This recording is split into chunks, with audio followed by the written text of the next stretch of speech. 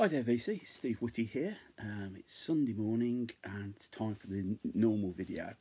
I hope everyone's well and been enjoying the weekend so far. Big thank you to everybody that's been watching the videos I've been posting the last few days. I know there's been a lot of them. As I said, I've been catching up on a few threads. This is slightly different. This is the video I had been planning to make all week. This is part 2 of my 100 favourite albums. So we're looking at albums 90 to 81. Yep, I won't get into it, but it's been enjoyable putting this together. In fact, give me a chance to have a listen to the albums. So first up, at number 90, it's The Saints' I'm Stranded, released in 1977. It was their debut album. This is just high octane rock and roll. Let me take this out of this case here. I think there's a bit of glare. There you go, that's better. High octane rock and roll from Australia. I don't think it's essentially a punk album, but it's sort of what was going on, and it got picked up over in the UK. They were brought over, signed to the Harvest label, and the title track on Stranded is just an absolute classic. The whole album itself, like all good best albums, was recorded in 2 days, and then when it got released as I said, in Australia, they got picked up by Harvest and they relocated to London. It is one of the great debut albums. However, the problem was, with the band, you can tell that it didn't quite fit into the punk image. The music just fitted perfectly, but they never quite did. In fact, pretty much almost straight away when the bass player left. But the songs on here, I'm Stranded, it's just open. It's a statement of intent. 3 minutes 25 seconds. You do have some long songs on here, like Messing with the Kid, Night in Venice, Story of Love. It's the songs as well. This is a band that had spent its time playing the bars in Australia. I think they're from Brisbane, but correct me if I'm wrong. And so it was pretty fine tuned. They did do. Did do another couple of albums before they decided to split up. Ed Cooper, and Chris Bailey. I think they've come back together again. But this, if you can find a copy of this album, I was lucky to get this. It's well worth picking up. Absolutely brilliant. At number 89.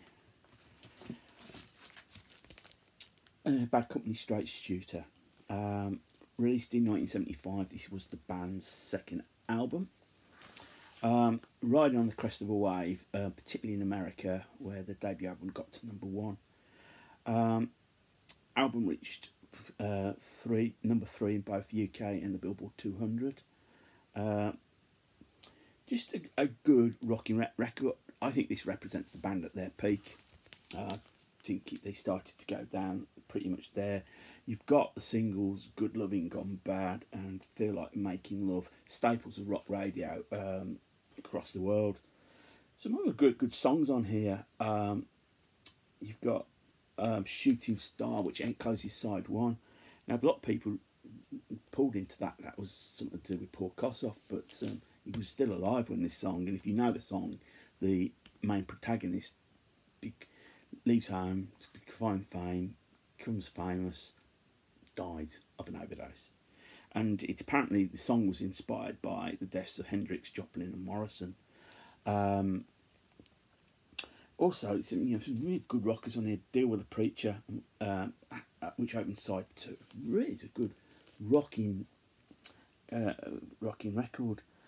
The band self-produced this album, which was The Want, and it was recorded at a castle, at Clearwell Castle in Gloucestershire, using the Ronnie Lane's mobile studio. Yeah, I think I think that it really is a good album. I think it's well worth, if you're not into Bad Company, checking out. But I think, as I said, I think this was the band at their peak.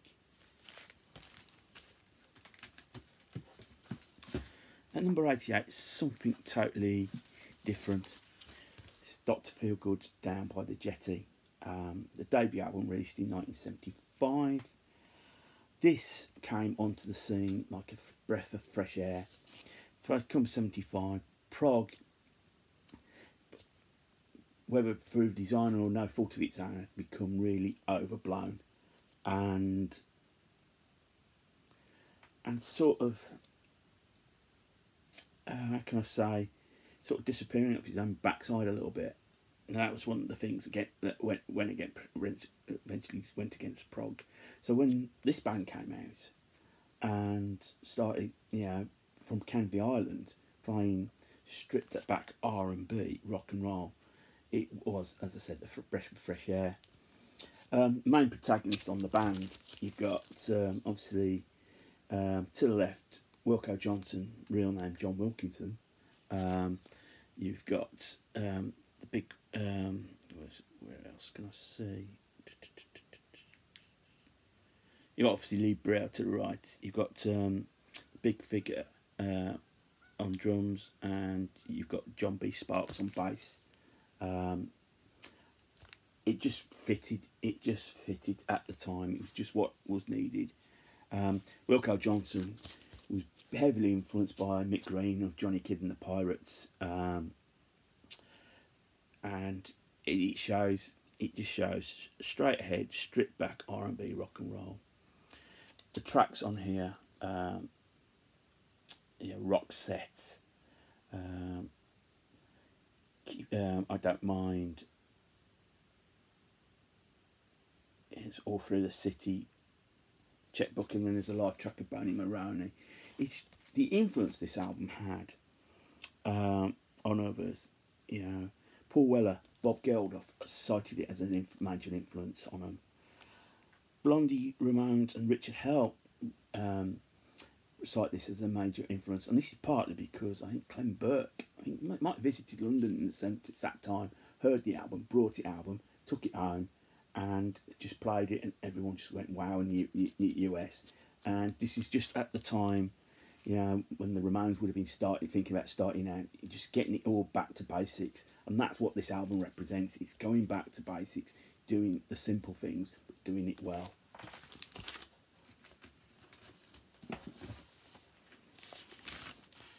'87, it's Jailbreak by Thin Lizzy. Released in 1976, this was their 6th solo album, and it was the big commercial breakthrough album-wise in the UK and the US. The band had a hit with their version of Whiskey in the Jar, the first lineup in '73, but in a way that held them back a bit. It's fair to say that this album was the last chance for the band. They were in their last band chance, and I think there might have been some reluctance to have given them this album, to be honest. And this is just because they allowed Phil Lynott to sort of like start again, and Nightlife and Fighting had both been low sellers, and however good albums they were, there just wasn't, there's something was not quite right. So they got John Alcott to produce the album, and this is just full of classic tracks which became staples of Lizzy's live work. You've got the classic lineup there. Some will say the classic lineup with the 4-piece, the twin guitars. And the band seems suitably inspired, I think, from the opening track, Jailbreak. Again, I would say that's a statement of intent. But there's some really nice songs on here as well.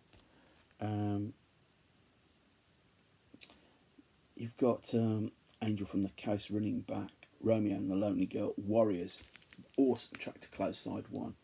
And then you've got probably the song that defines commercially the band, The Boys Are Back in Town, which gave them the hit single, which gave the impetus for the album. Fighter 4, and the wondrous cowboy song, and then the album closer of album closers, Emerald, just absolutely wonderful. The twin guitar attack on that. This just demonstrated the power of, you know, when you have twin lead guitars and it goes right, the power of it just awesome on this. If I remember rightly, not all the recording went well. I think Scott Gorham was particularly dissatisfied with the sound of the guitars. He felt that the producer John Alcock had made it too clean. To be honest, I would disagree.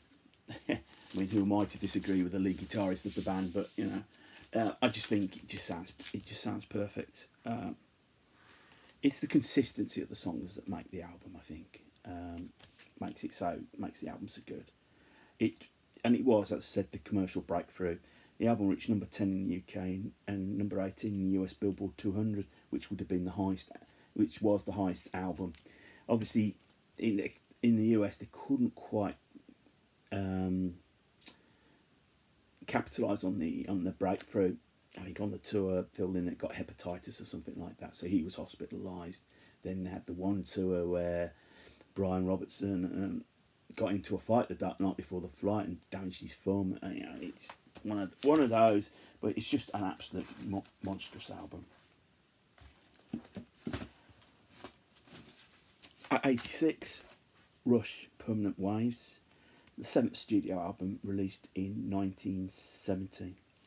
And again, and then this is a band that, recording this was at a bit of a crossroads. The previous album, Hemispheres, recording of that didn't go well. It was a bit of a slog. The tour turned out to be a bit of a slog as well.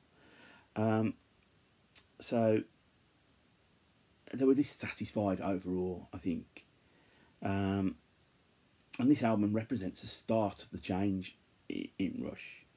Really from the prog epics to the more, I'll say, radio-friendly songs.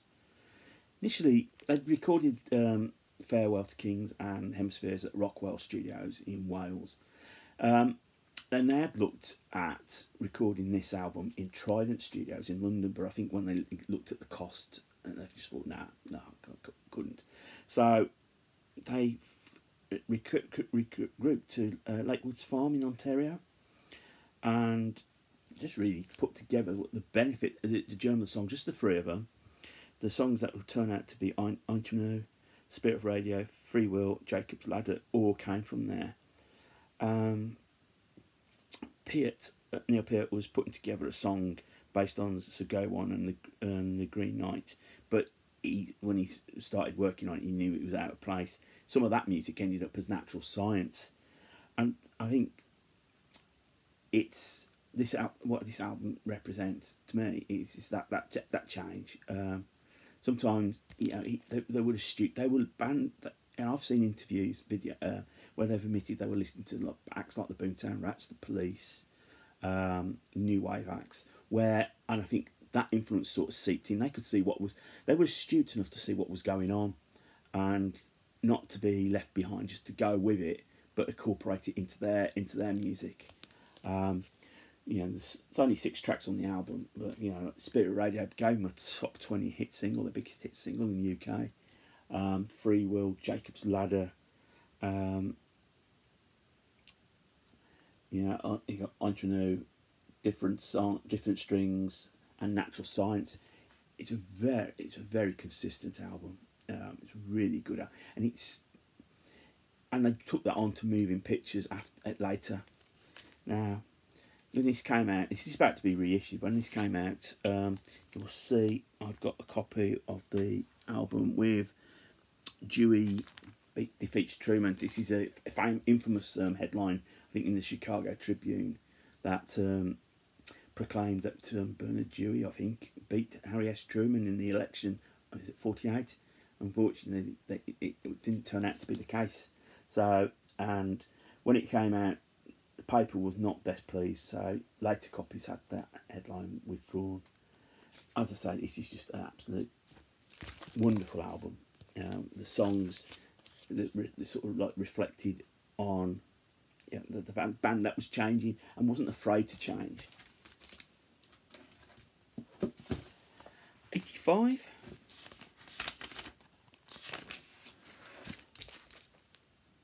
Cult Love. Let me take that out, there's a bit of glare on there. There you go. The band's second album, and very much the commercial breakthrough, released in 1985. There's also a time of change for the band. The original drummer, Nigel Preston, he did was the drummer on She Sells Sanctuary, but he pretty much departed soon afterwards, and for I think substance issues, I think led to it. He wanted somebody more reliable. So the drummer on the rest of the album is Mark Brzezinski from Big Country, and he did all the promotion as well. I don't think he toured.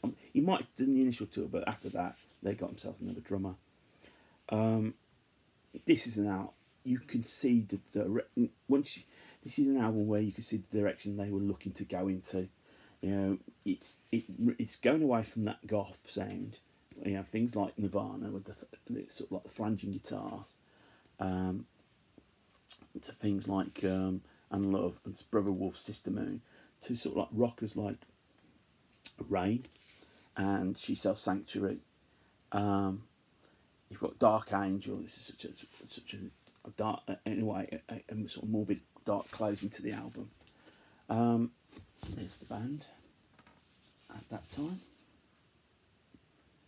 Sort of totally different look to the rock style. I think this is just an absolute great album. It's an album, you know, it's very easy just to go, oh, Cult, Electric, Sonic Temple, but this played an important role in their evolution. Gave them the breakthrough, gave them the confidence, I think, to sort of like, this is where we want to go. And so that's number 85.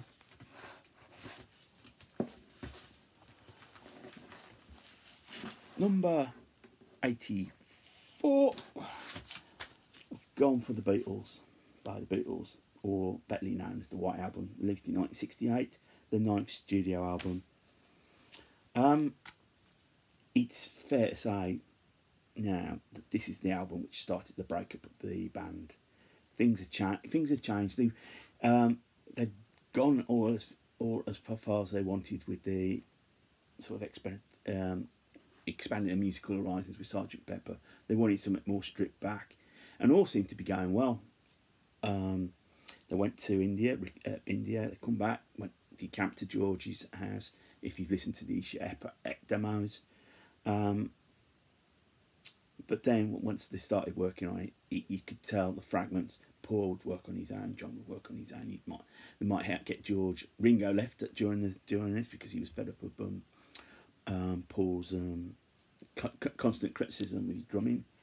In fact, it was very fraught. Even Martin walked out of the sessions, and when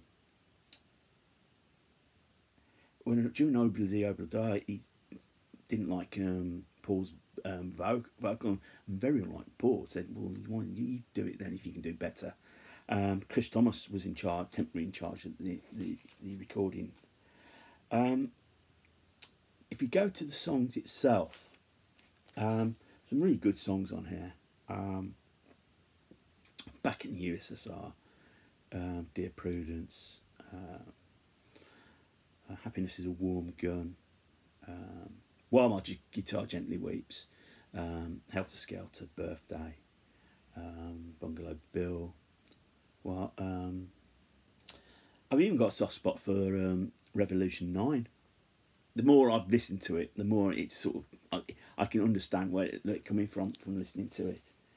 As I said, this is where the band stopped working as a unit. Apparently only 16 of the 30 songs on the album where the band worked together.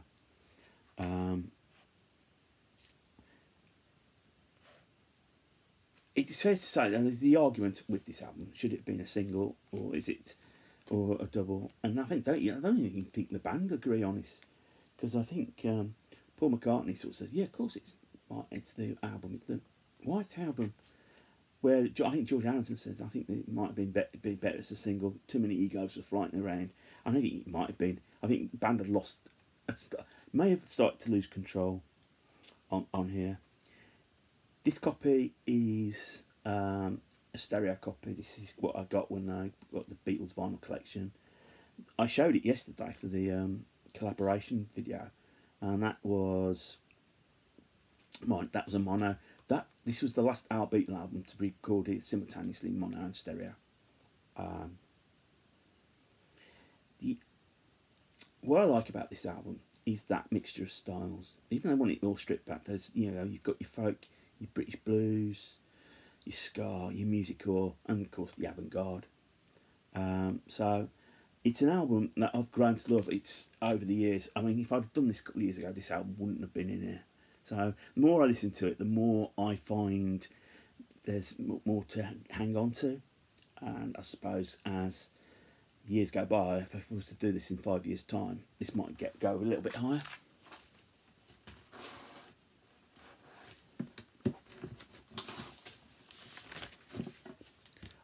Number 83, Boston self-titled album released in 1976.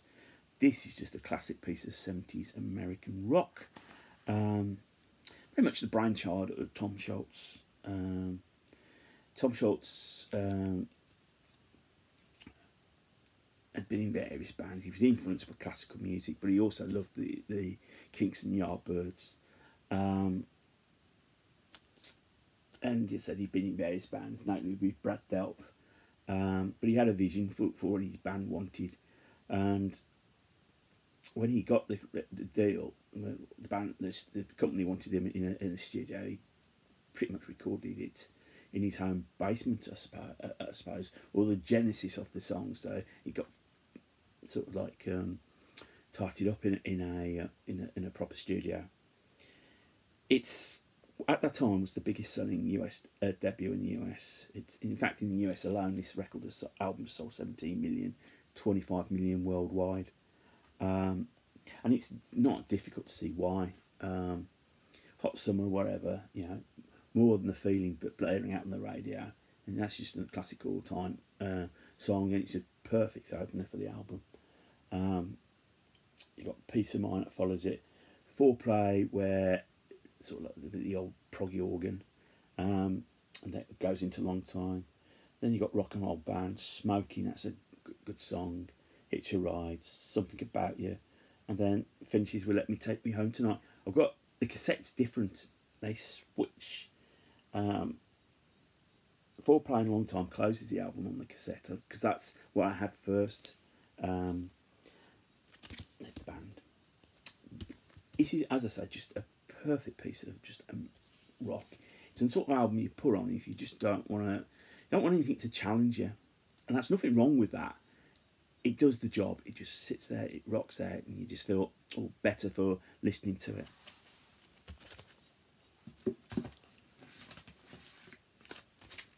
Number 82, The Wall, Pink Floyd. 11th studio album released in 1979.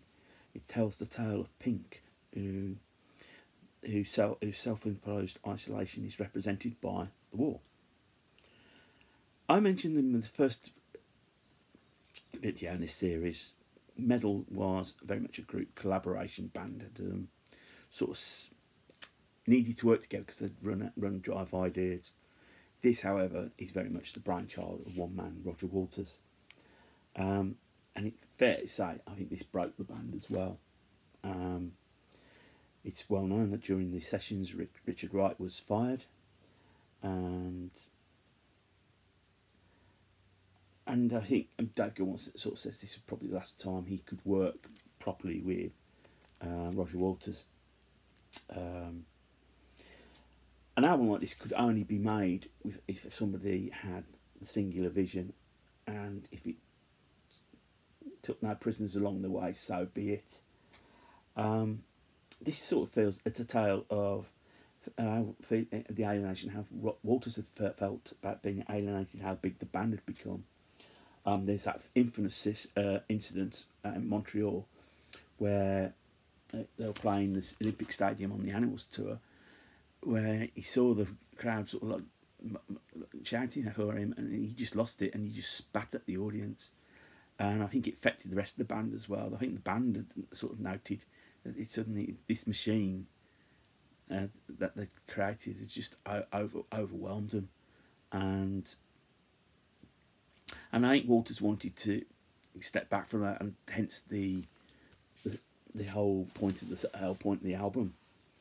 And Bob Ezrin was brought in to do it. Now, probably the biggest thing that Bob Ezrin did for the band were broke. They'd invested company into Warburg and had gone busts, and they were pretty much living. I wouldn't say breathing on fumes, but they pretty much were broke. Richard Wright had to be retained, and he was paid a salary, so he was probably the only one that made money out of this. But Ezrin's probably biggest influence was he knew what was going on at the time. This record had to be a big seller to save the Floyd financially, and obviously to do that you need a single. And he heard the one track, Another Brick in the Wall, which would cut the song Another Brick in the Wall Part 2. And he'd been to a few discos in that time, so he knew what the beat was. So he tuned that song to the beat, or whatever, it's something like 130 beats per minute or something like that. I'm not too far on it.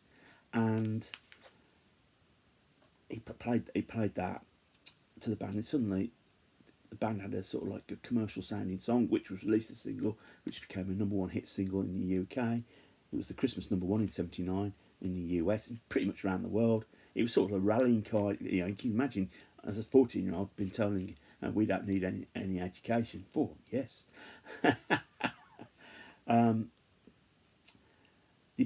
After they finished recording, the album became a success as well. It became a big seller. Then live-wise, they just did some dates in the UK and some dates in the States, but because of what has happened in regards to the financial, they had to do some more the following year.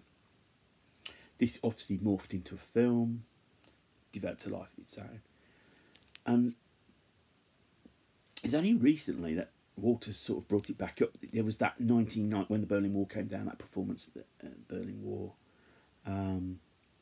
But yeah, the album itself, I've gone on too much about the background. The songs on here, there are some memorable moments on here. Obviously, after Another Brick in the Wall Part 2, you've got Mother, Hey You, Comfortably Numb, which probably get some of Dave Gilmour's best guitar work is on there.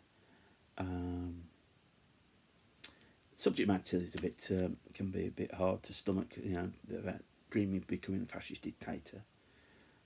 Is it an album about somebody descending into madness? Probably is. That's why it's such a good album.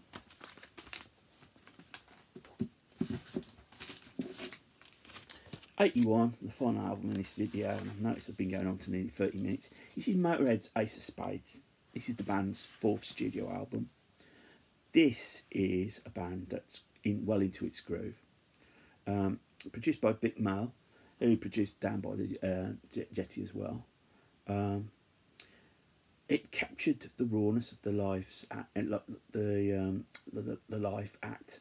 Motorhead was known for being a live band, a loud live band. This is a loud studio album, whereas the previous 3 hadn't quite got it. This got it, but then you got on top of that the songs, the classic opening track, Ace of Spades, Love Me Like a Reptile, Shoot You in the Back, Live to Win, Fast and Loose, We Are the Road Crew, Side 2, Fire, Jailbreak, Dance, Bite the Bullet, The Chase is Better Than the Catch, The Hammer.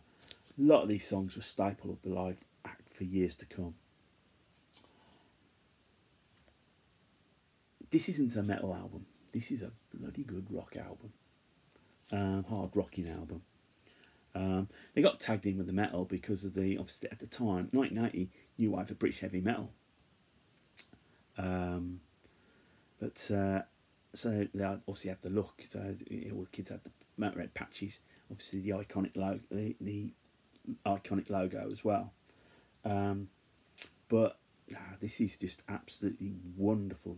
As I said, the songs, Lemmy's writing, it's understated by a lot of people. I've just been rewatching the Lemmy biopic, Lemmy documentary that it's on Amazon Prime in the UK, and I think it's what people say it's how he writes the songs, the lyrics that make it so great. This is just a wonderful album. So there you go. That's part 2 done. I think I might have overstated one more album's better than others, but apologies for that. Yes. So as you notice, I've been done a video for a day for the last few days, since the last 5 days. I'm going to take a break from it because I'm pretty much up to date. Maybe do one on Friday. We've got a bank holiday coming up on Friday to celebrate VE Day. So VC, thank you for all those who have been watching my videos over the last few days. Do appreciate it. I know there's a ton out there. I'm a bit behind. So I'll end it there. So if you like what you see and you wish to subscribe, click on the subscribe button. I do appreciate all those people that have. Thumbs up, thumbs down. Love the interaction. Feel free to comment. I will be probably spending today catching up on some of the comments from the last couple of days' videos. So whatever you get up to today, VC, looks like it's going to be a great day over in the UK. Look after yourselves. Keep spinning. More importantly, keep on smiling.